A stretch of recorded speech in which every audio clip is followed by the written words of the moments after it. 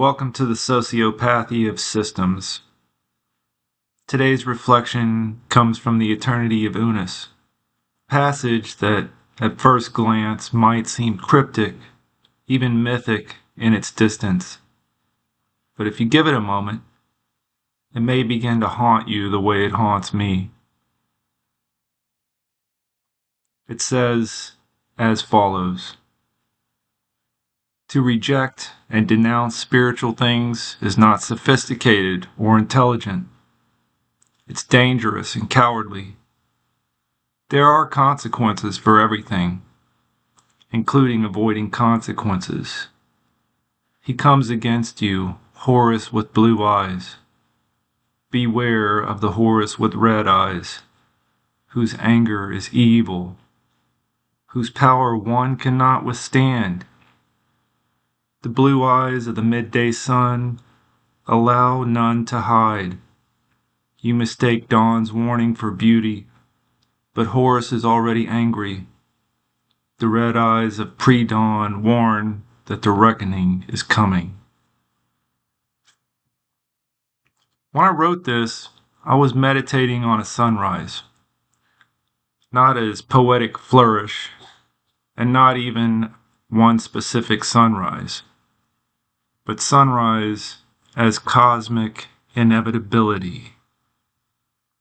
You've seen it, the black sky bleeding into red along the horizon. And if you're paying attention, you realize something. It's irreversible.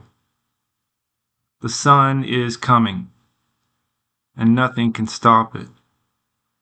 That's Horus. He doesn't ask if you're ready. He doesn't wait for your alarm clock or your excuses. And the worst thing you can do, the thing that provokes him, is pretend the light isn't coming. We built entire lives trying to outrun consequences.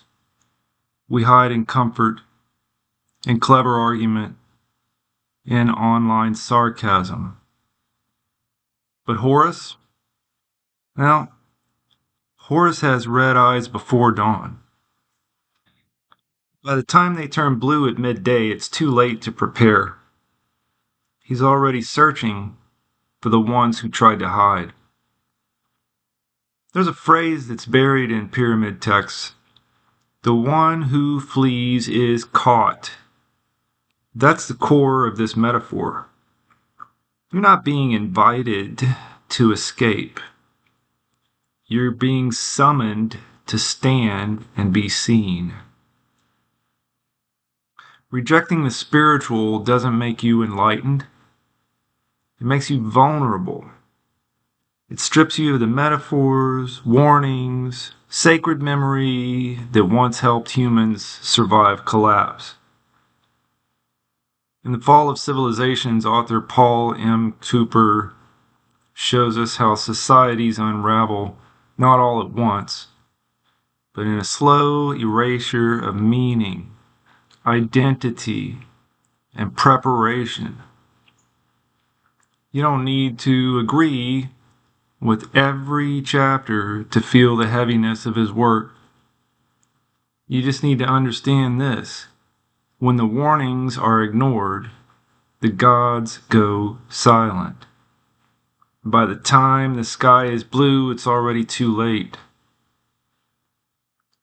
We used to have rituals for reckoning, dawn ceremonies, torch vigils. We fasted and kept watch. Now we have caffeine and apps. But the red eyes of Horus still burn at the edges of the world. And your only decision now is whether to face the day or pretend the night hasn't ended. On a personal note, when I wrote my first anthology in 2014, I had just emerged from what some might call a dark night of the soul. Most of my suffering wasn't my fault, but some of it was. And not just technically. I had participated in the conditions of my own collapse. I began to take responsibility. I faced what I had avoided, and yes, I felt a little bit of spiritual relief. But true wisdom didn't come until I realized this. I had done nothing to prepare for the tragedies that weren't my fault, but happened to everybody anyway. My God would have carried me through the storm regardless, but my suffering, it was the fruit of failed ideology. I believed that doing the right thing would shield me from consequences. Nobody gets that luxury. I was hiding from Horus. Horus did not destroy me. He found me. He burned away the illusion. He demanded that I grow up. That's what gods do. They don't protect your comfort. They forge your soul.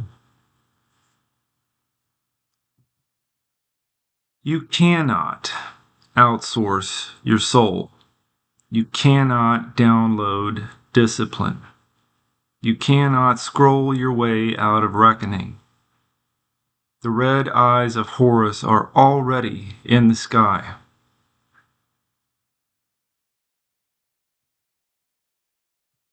This has been The Red Eyes of Horus, a commentary on the eternity of Unis, and a spiritual warning for the postmodern soul. For those who see it, you still have time, but not much.